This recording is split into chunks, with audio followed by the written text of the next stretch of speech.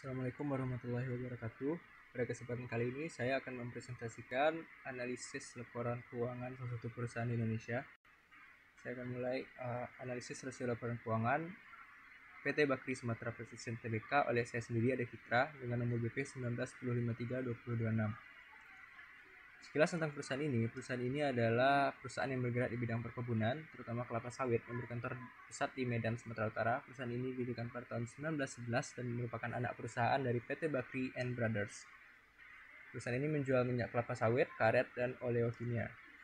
Catatan, laporan keuangan PT Bakri Sumatera Precision Tbk yang dianalisis pada analisis ini adalah laporan keuangan tahunan tahun 2019 dan tahun 2018.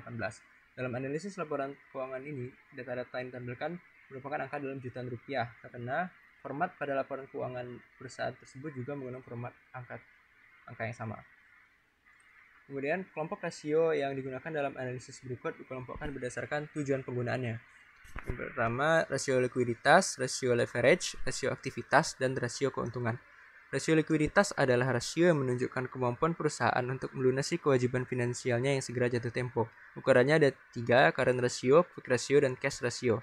Pada current ratio adalah rasio yang digunakan untuk mengukur kemampuan perusahaan dalam membayar kewajiban finansial jangka pendek menggunakan aktiva lancar.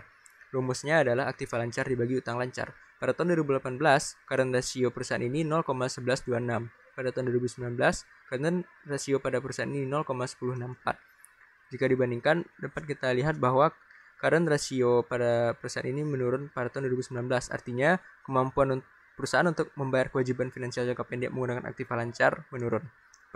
Kemudian berikutnya, quick ratio. Quick ratio adalah rasio yang digunakan untuk mengukur kemampuan perusahaan dalam membayar kewajiban finansial jangka pendek menggunakan aktiva lancar selain persediaan.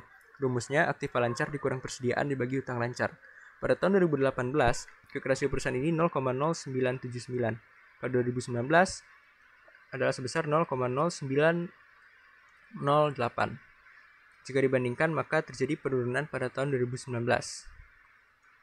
Kemudian cash ratio. Cash ratio adalah rasio yang digunakan untuk mengukur kemampuan perusahaan dalam membayar kewajiban finansial jangka pendek menggunakan kas dan setara kas. Rumusnya adalah kas ditambah efek dibagi utang lancar. Efek di sini adalah setara kas. Pada tahun 2018, cash rasionya adalah 0,0041. Pada tahun 2019, cash ratio 0,0065. Jika dibandingkan, ada peningkatan kemampuan perusahaan di sini dalam membayar kewajiban finansial jangka pendek menggunakan kas dan setara kas dibandingkan tahun 2018. Kemudian kelompok rasio kedua, rasio leverage. Rasio ini adalah rasio yang menunjukkan seberapa besar kebutuhan dana perusahaan dibelanjai dengan hutang. Ukurannya ada debt ratio, debt to equity ratio, coverage ratio, fixed charge coverage ratio, dan terakhir debt service ratio. Debt ratio. Debt ratio adalah rasio utang yang digunakan untuk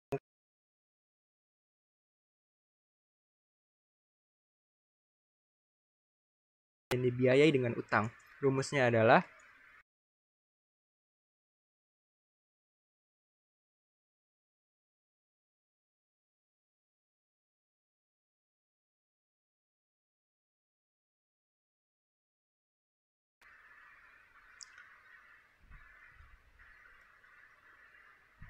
rumusnya adalah total utang dibagi total aktiva dikali 100%.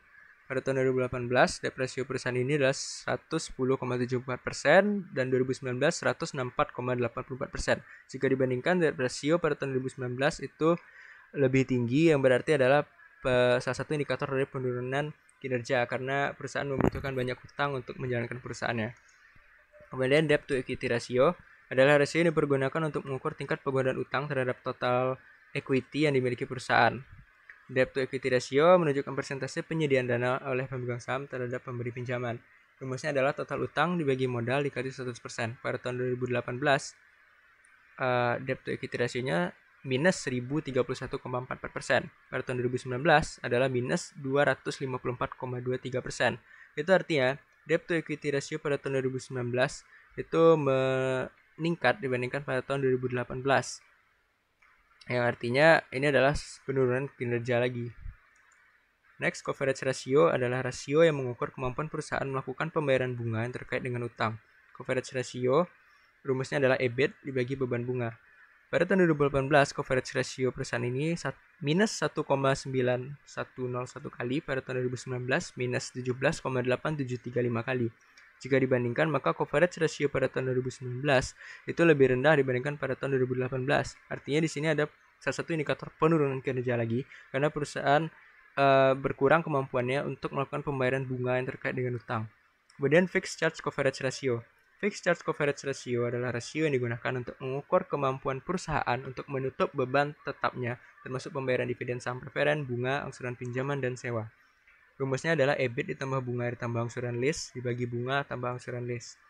Pada tahun 2018, rasionya minus 178,5797 kali.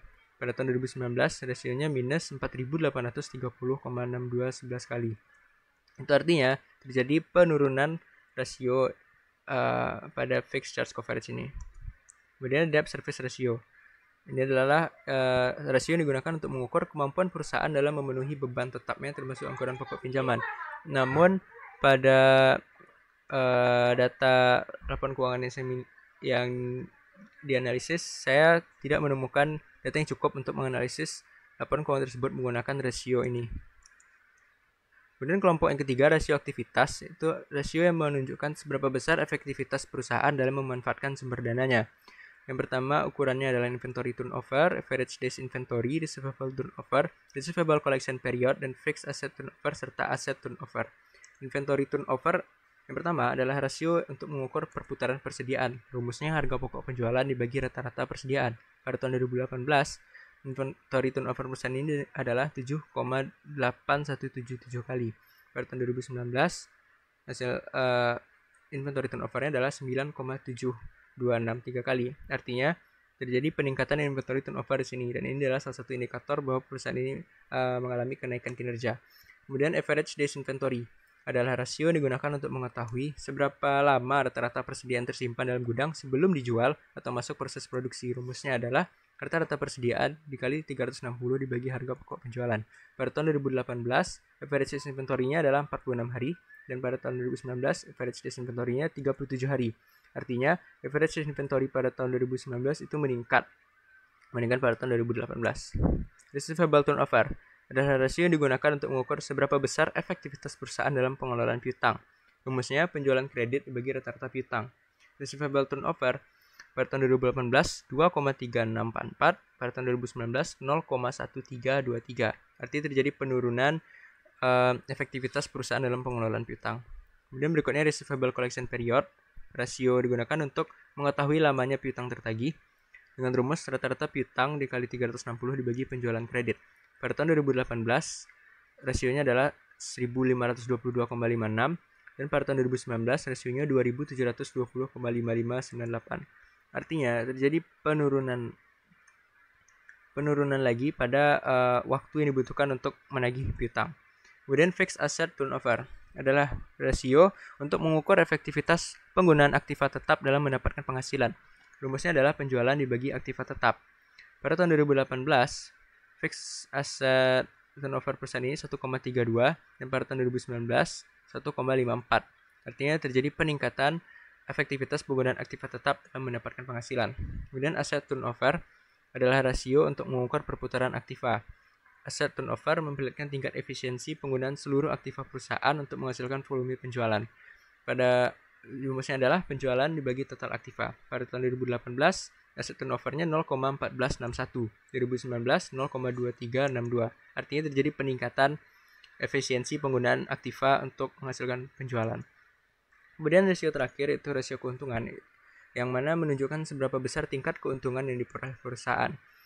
Ukurannya adalah gross profit margin, net profit margin, return on asset, return on equity, return on investment, dan earning per share. Terus yang pertama, gross profit margin adalah rasio untuk mengukur kemampuan perusahaan menghasilkan keuntungan dibandingkan dengan penjualan yang dicapai. Rumusnya laba kotor dibagi penjualan dikali 100%. Pada tahun 2018, gross profit marginnya 14,6%, dan pada tahun 2019 6,42%. Artinya terjadi penurunan kemampuan perusahaan untuk menghasilkan keuntungan dibandingkan dengan penjualannya. Kemudian profit margin yaitu selisih antara nilai penjualan setelah dikurangi semua biaya operasi dibagi jumlah penjualan. Rumusnya EBIT bagi penjualan kali 100%. Pada tahun 2018, profit margin perusahaan ini minus 39,49%. Pada tahun 2019, profit margin minus 247,42%. Artinya profit margin turun pada tahun 2019. Net profit margin, perbandingan antara laba bersih dengan penjualan atau pendapatan. Rasio ini menunjukkan efisiensi produksi dari perusahaan dalam menghasilkan laba.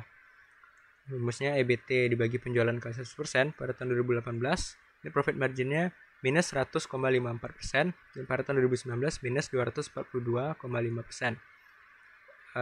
Dari perbandingan ini dapat lihat bahwa pada tahun 2019 terjadi penurunan net profit margin, yang artinya efisiensi produksi dari perusahaan untuk menghasilkan laba itu berkurang. Kemudian return on asset adalah rasio yang digunakan untuk menilai seberapa baik kinerja perusahaan dalam menghasilkan laba bersih dari pemanfaatan aset yang dimilikinya. Rumusnya EBIT dibagi total aktiva dikali 100%. Pada tahun 2018, return on assetnya minus 5,77%. Pada tahun 2019, return on assetnya minus 58,44%.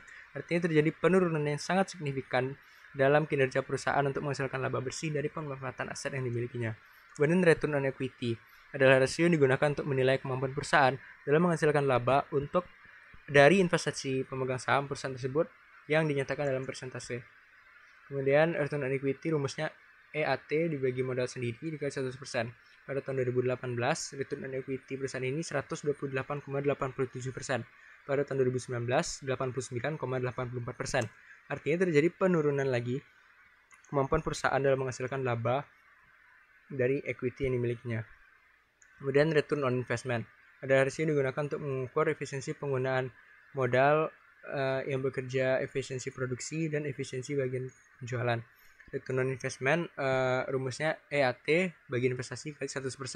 Pada 2018, return on investment perusahaan ini minus 124,52%. Pada 2019 minus 329,53%. Artinya terjadi penurunan efisiensi penggunaan modal yang diinvestasikan di perusahaan ini untuk menghasilkan penjualan. Kemudian yang terakhir, earning per share adalah rasio yang digunakan untuk menunjukkan seberapa besar laba yang dihasilkan per lembar saham beredar. Rumusnya EAT dibagi jumlah saham beredar. Pada tahun 2018, earning per share-nya minus 739,52, dan pada tahun 2019 minus 1957,12. Artinya terjadi penurunan besar laba yang dihasilkan per lembar saham yang beredar. Kesimpulan dari analisis ini adalah dari keempat analisis tersebut dapat dilihat bahwa kebanyakan analisis yang dilakukan pada laporan keuangan PT Bakri Sumatera Plantation pada tahun 2019 ini dibandingkan 2018 itu bernilai hasil rasio yang buruk. Dari 20 ukuran rasio hanya ada 5 dari hasil rasio tersebut yang bernilai rasio lebih baik dibandingkan tahun 2018, yakni cash ratio, fixed asset turnover, inventory turnover, dan average days turnover. Sekian presentasi saya, terima kasih. Assalamualaikum warahmatullahi wabarakatuh.